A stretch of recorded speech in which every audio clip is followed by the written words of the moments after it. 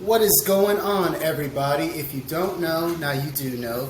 You're officially tuned in to another special edition of the HFWB Podcast series. This is your host, Clifton Pope, and with me today, I have a very special woman who's become a very special friend because she's a very unique personality in her own way, and at the same time, she has many different talents and many different things that she does.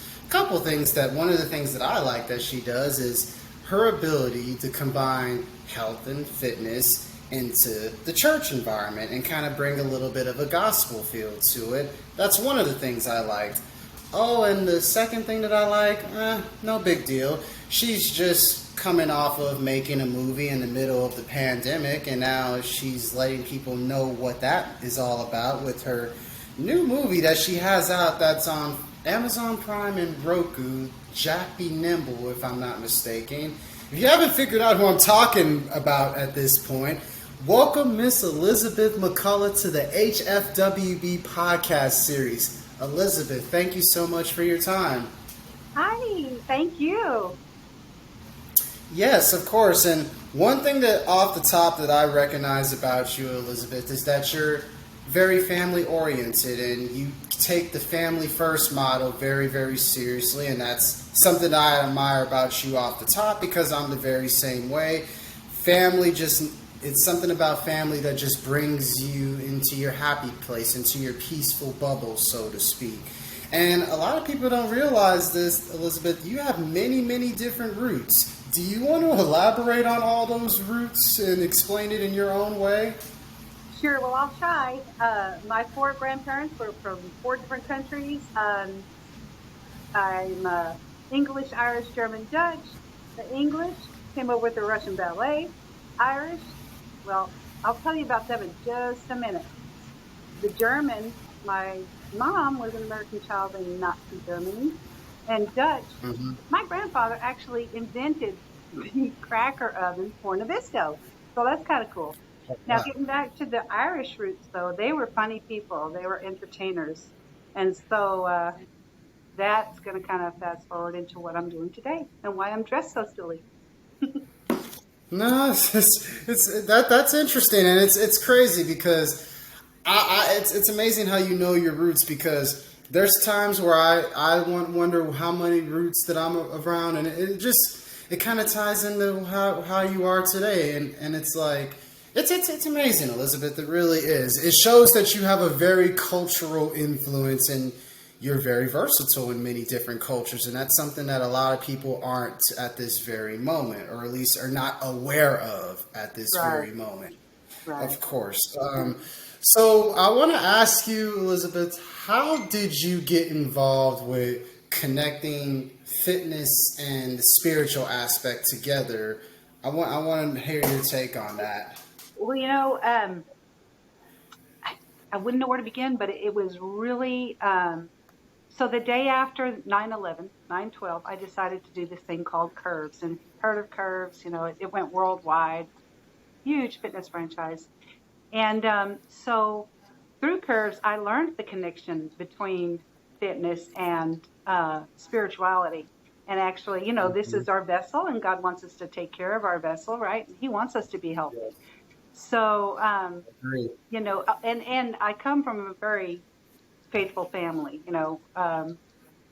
We're just, very spiritual and try to connect as much as we can.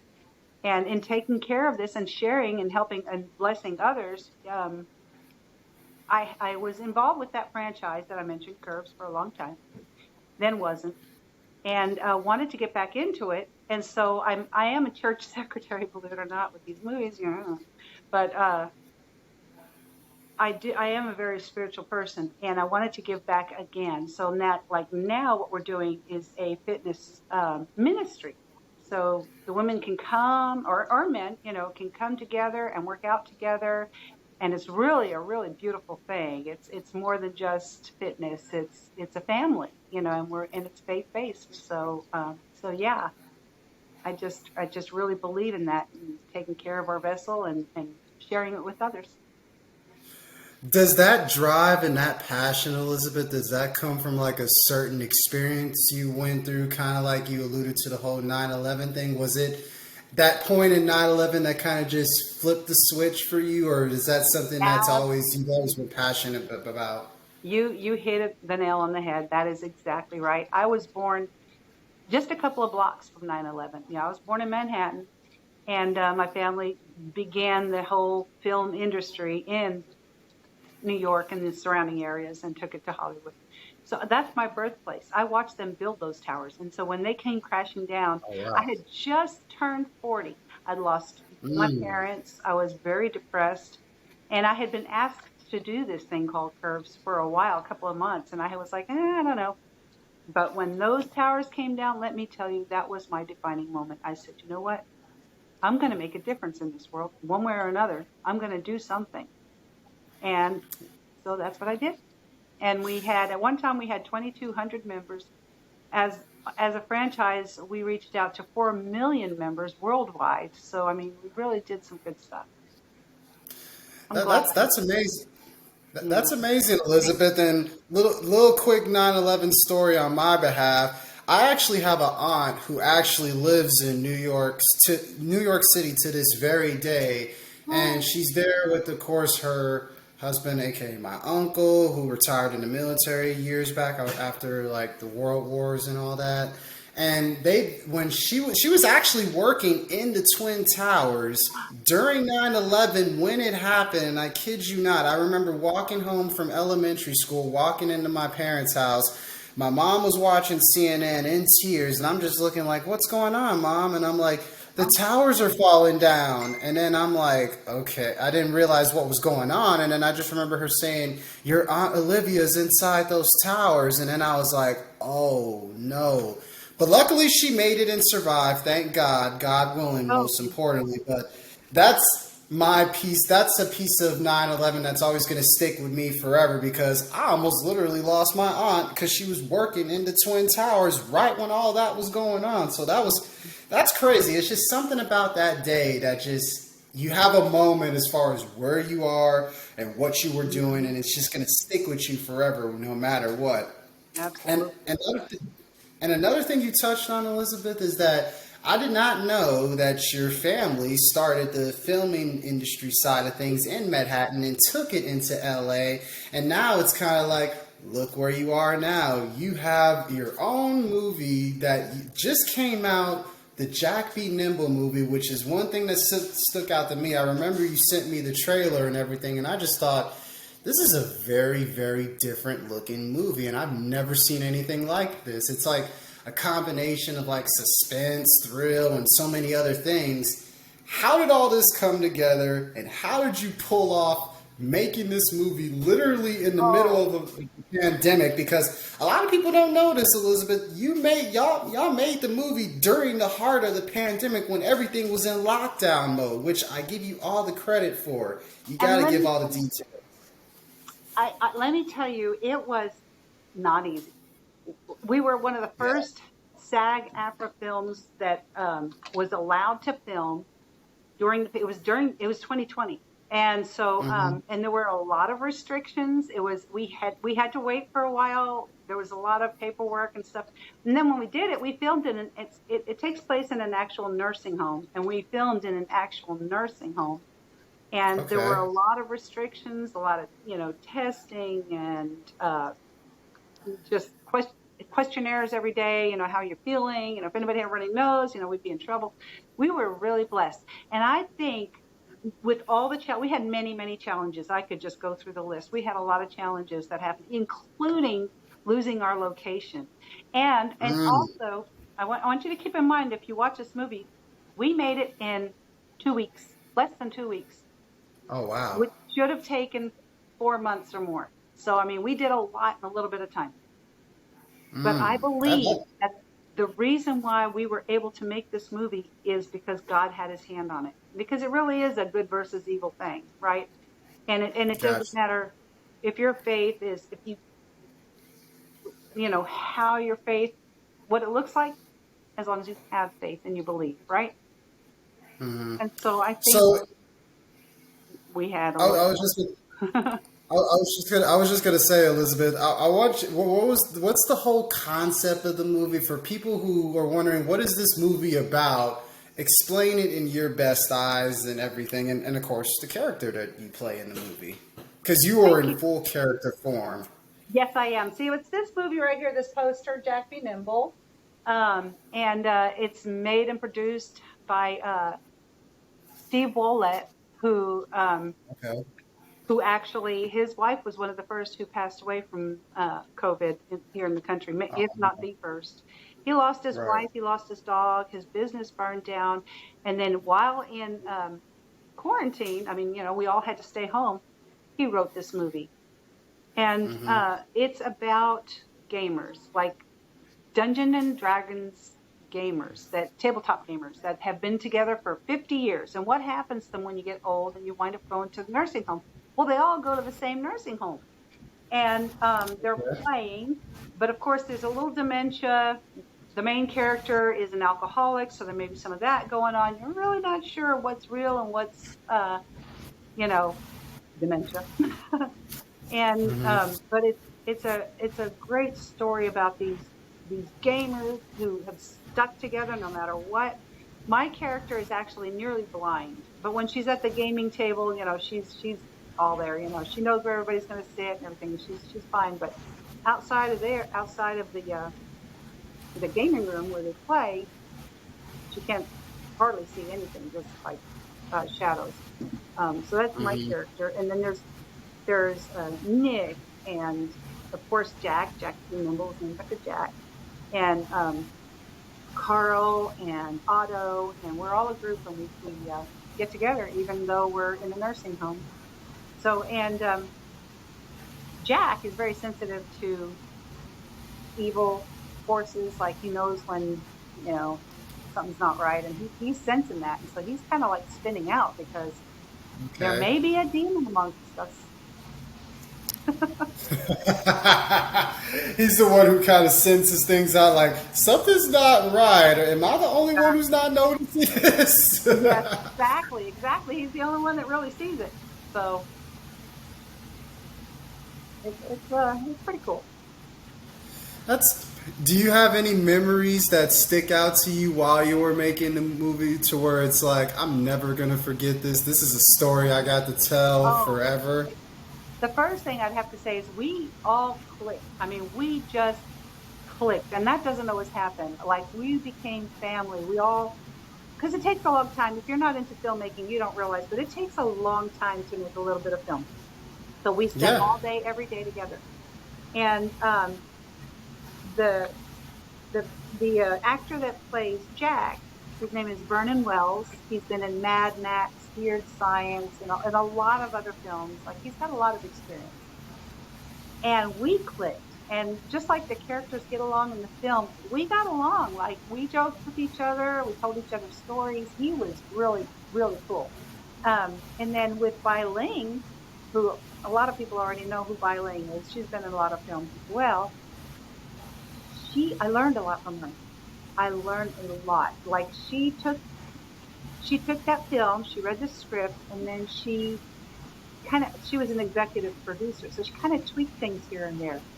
And she would ask us questions to make us think about what we were doing, and it was really interesting to watch her work. She's a unique individual, and I have a heck of a lot of respect for her. But every single cast member and crew member was they were on point. They were, we worked really hard in a short period of time to get that movie done. And everybody was just great. I mean, it was like, and I cannot say enough about Steve Wollett. He is just super to work for. He was so cool, took good care of us. He was awesome. I can imagine. I definitely got to check this movie out, because based off the trailer alone, it looks like it's very, very interesting. And you said it's available on Prime and on Roku TV? Yes, yes. Cool. I might actually check that out a little bit later on myself, since I actually do have Roku TV and everything. So, There you is go. there? Yeah, definitely. I was going to say, is there any other future movie projects that you're working on that you want to tell people listening to the podcast? Yes, actually, over my other shoulder is a poster for La Lechuza. And we are working on that, and that is a very a dear movie to people that are from the South Texas area. So La Lechuza translates to the owl, and it's about the owl witch in South Texas. And she, she comes down and she, takes people, whatever. I But got you. this is an actual South Texas legend. And so I feel honored to be a part of this story because it's been passed down generation to generation. And if you Google La Lechuza and Robstown, Texas, you'll even come up with an article that was written about La Lechuza. Some Oh, kids, wow. there were some high school kids, they got together and they built a scarecrow owl witch trying to get rid of La Lechuza. And legend has it they all disappeared, and she's still around. So I don't know, but you can actually Google it. It's a real thing. It's a real deal. And so I have the honor of playing La Lechuza for John Guerra of John Guerra Productions. So, That's great, and it's like I feel like you're definitely a star in the making just by doing all these different roles and getting to work with all these different people and everything. I mean, it's incredible, and it's like, where does this passion for just being in the film industry and just acting and all that, where does that come from? And what advice would you give for someone who would be willing to try to be where you are doing those things? well, it definitely is inherited. So my family, I mean, I come from a film family. I come from a family of entertainers. Even my dad, he played Dixieland jazz. He's an artist. And, so it definitely was passed down, that creative side. But I didn't know, like I didn't start till later in life. I didn't even know I had it in me. I didn't think I did, of course, we all dream of that, right? But I never thought I had it. So a friend of a friend needed horses for a film. I was going to let him use my horses. It didn't work out, but we made the connection, and he's in the film industry. And so he said, well, why don't you come up and be an extra in a Western, and you can be one of the saloon girls. So I was like, okay, as long as I don't have to do anything. He says, no, you just stand in the background and you'll be fine. Well, I got there, and there was supposed to be more saloon girls than we had, and one of the speaking actresses, she didn't show up. So I was handed lines on my very first film, and did it. It was okay, but I got bit by the bug. And I'll tell you, it is true, and then you meet people and they say, oh, well, so-and-so needs extras. And so I just did a bunch of extra work for HBO and ABC, and, we had a lot of fun, and I learned a lot, about filmmaking. Then we got into doing Westerns, and my husband got the bug. So we started doing extras casting and wardrobe, and, just had a lot of fun with that for a few years. And we still have a lot of wardrobe and are ready to do Westerns again if anybody needs that. But once you get into it, I would recommend for somebody else, if they just wanted to see what it was all about, just get in as an extra. And they could contact me because I have a list. Or you can just Google it or go to Facebook. There's a lot of groups for filmmaking in different areas. And so just get into one thing, and then you see whether you like it or not. It's not for everybody, but I really enjoy it. Okay. That's all great. That's all great advice, and that's a great story tied behind it. And it's just like, sometimes you get lucky and you get inherited into the entertainment world and everything, and sometimes in due time you just develop a passion for it. So it's kind of like, I guess you could say, finding a balance between the two and simply just making it work out for the greater good, if anything. And that's great insight right there for sure, Elizabeth. And overall, I'm going to basically get to the point where I'm going to ask you like a list of questions where I pretty much ask a lot of people or everyone who comes onto the podcast, and I'm going to tweak it a little bit in your honor, of course. My first question, Elizabeth, is simple. What is the first thing you do or think of every single day that you wake up? Well, I thank God. Every day I wake up and I thank Him, I praise Him. And it doesn't matter if you're having a good day or a bad day, you're blessed just to be here. So that's the first thing I do. I agree. I agree. In your own eyes, what is health and wealth to you? Health and wealth. Well, health is everything. Like, if we don't have our health, we're out of the picture, basically, eventually. So health is important. And wealth, Um, I think of yeah. wealth as what's in the heart more than what's in the wallet. So, of course, the more wealth I that like you that. have, and the more good you can do. If you have more income, you can help more people, right? You can help your family, you can help others. So, um, you know, wealth, if you think of it in the right context, um, is more than just having stuff or having things. It's the ability to help others. So it's important. I like that. I love what you just said. Wealth is more in the heart versus in the wallet. I've never heard that before, and I have to, I might have to borrow that from you, Elizabeth, because that's incredible. I think that just made my day hearing that. That should be like a slogan right there, and your name should be like in signature form after that. I Wealth is not. I learned it from my parents. So No, that's great. I've never heard that saying before. And it's like, hey, you learn something new every day. And it's like, for everybody who's listening to the HFWB podcast series, I want you to remember what Elizabeth just said. Wealth is more about what's from the heart, not in your wallet. And remember, it's about time and it's a grind. Don't forget that. But also, Elizabeth, I'm going to ask you this since, of course, it's only right with you being in like you're literally in a family full of filmmakers and everything. Who is your favorite actor and actress, and who would be your dream actor or actress to work with? Judy Garland, I adore her. Wizard of Oz is my favorite movie, and I just think Judy Garland did a wonderful job with that. And then she went on to do the best she could with what she had. It wasn't easy.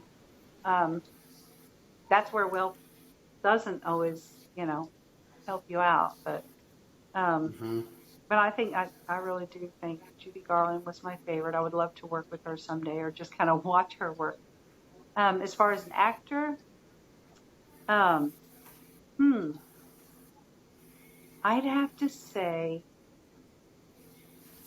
and anytime I would have to say my Uncle Harry Griffin.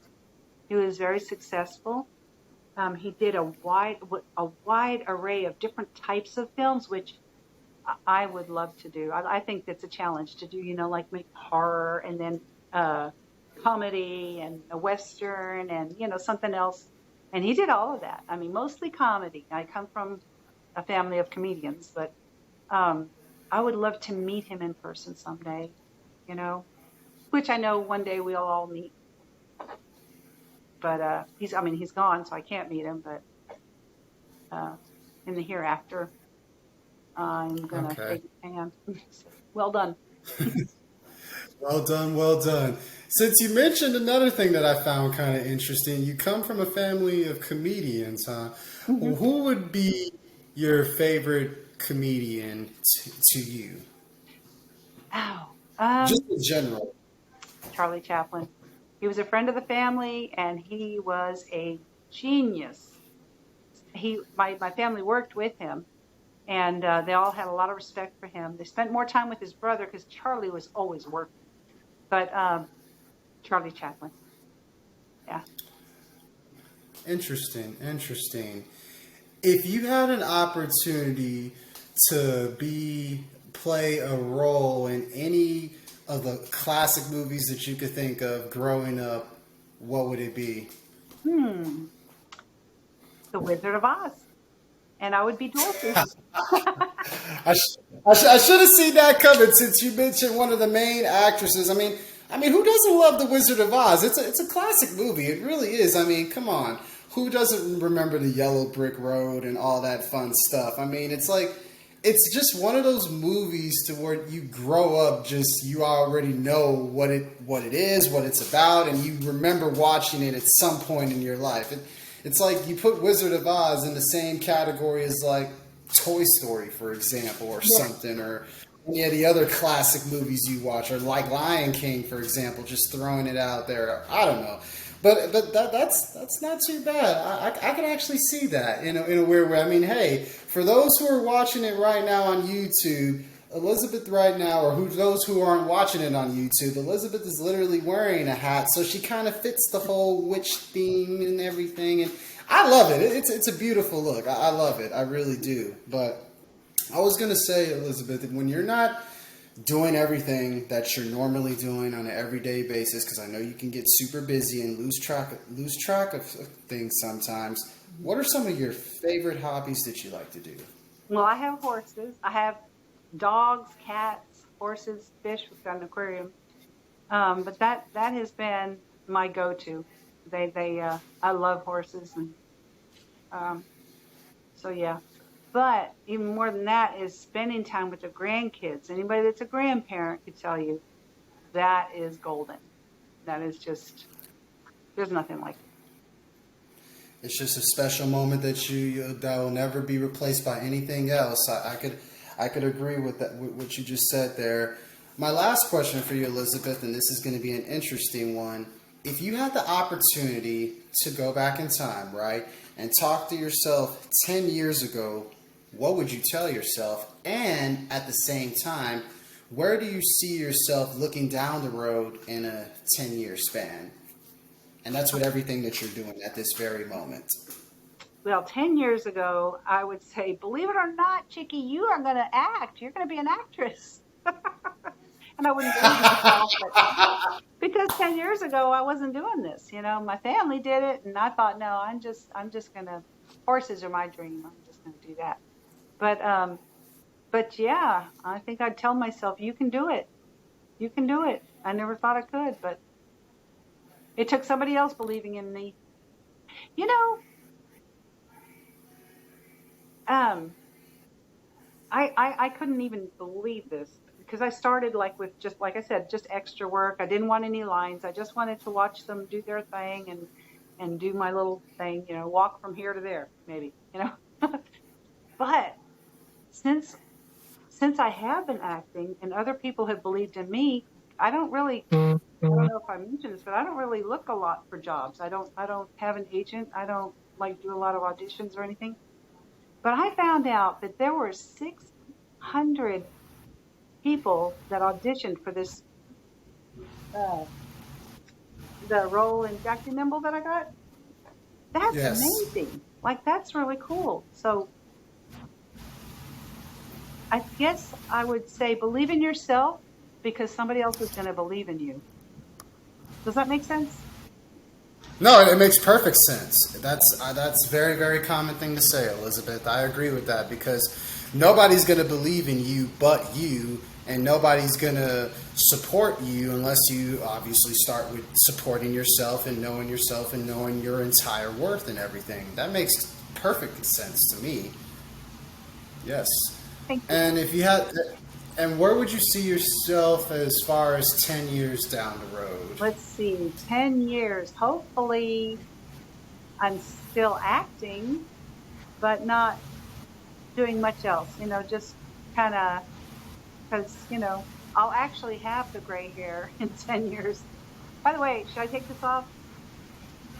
I'm going to go ahead and take whatever you want to do. Yeah. Whatever you want to do, Elizabeth. Yeah, so we're getting an exclusive for those who are listening right now on the podcast and not watching. Elizabeth has basically went from her character to her regular self. So yes, she doesn't have gray hair yet, everybody. For those who are listening, she has regular red-orange hair, wonderful hair, and it's all natural. Okay, just make that clear for those who are listening and not watching on YouTube. But please continue, Elizabeth. So 10 years from now, I will be that gray-haired lady, right? And I'll hopefully Right. I'll be very active. I'll stay fit. I'll surprise people with my age, and still acting, but maybe not working as hard as I am today. Got you. And that's all we can hope for at the end of the day. And that's all we can strive for is just putting ourselves in a position to where we're comfortable, but at the same time, if we have to put in a little bit of work, we can still do that.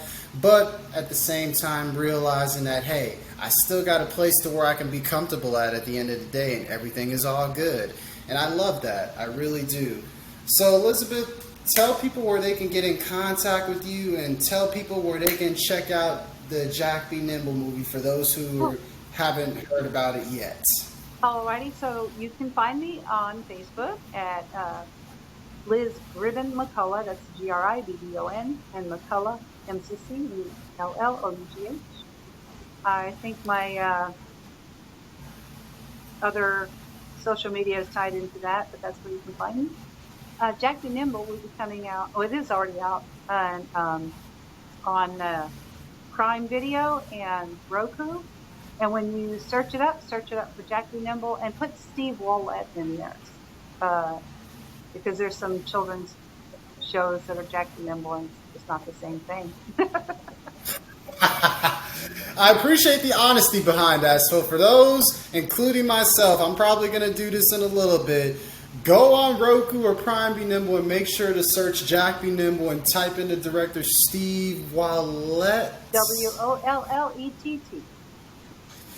You heard it here first on the HFWB Podcast series. We got ourselves a new movie to watch. I'm going to check it out. I encourage you to check it out. And I encourage you to follow Elizabeth's journey because, hey, you never know what she's going to get into. Like, I'm serious. You never know what she's going to get into. It's an unpredictability every step of the way, every single time. And with that being said, Elizabeth, thank you so much. I really mean this. Thank you so much for taking time out of your busy day just to hang out with me and everyone listening to the HFWB Podcast series. It's been an honor. It really has. Thank you, Clifton. Of course. And for everybody who's just listening to the HFWB Podcast series, this is your host again, Clifton Pope, and I encourage everyone to stay healthy, wealthy, and blessed. Till next time, peace and love. Peace.